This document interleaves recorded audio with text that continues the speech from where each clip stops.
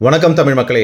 August 10ஆம் தேதிக்கு அப்புறம் தமிழகத்திலிருந்து பெங்களூர் மற்றும் கர்நாடகாவுக்கு ஒசூர் வழியாக நீங்கள் வரீங்கன்னா உங்களுக்கான முக்கியமான தகவல் இது. ஆகஸ்ட் 10ஆம் தேதி தமிழக மற்றும் கர்நாடக எல்லையான அத்திப்பள்ளியில் மறியல் மற்றும் போராட்டம் நடத்தப்படும் அப்படின்னு சொல்லிட்டு கன்னட அமைப்பு தலைவர் திரு வாட்டாள் நாகராஜன் அவர்கள் அறிவிச்சிருக்கிறாங்க. இதனால அத்திப்பள்ளி ஒசூர் சாலையில் போக்குவரத்து இடையூறு ஏற்பட வாய்ப்பு இருக்கு. அது மட்டும் இல்லாமல் கர்நாடகத்தோட KSRTC மற்றும் தமிழ்நாடோட TNSTC போக்குவரத்தில் இடையூறு ஏற்படலாம். இந்த போராட்டத்தினால பெங்களூருக்குள்ள அத்திப்பள்ளி வழியாக வர வேண்டிய வாகனங்கள் எல்லாம் மிகுந்த எச்சரிக்கையோடு இருக்கணும்னு கேட்டுக்கிறேன்.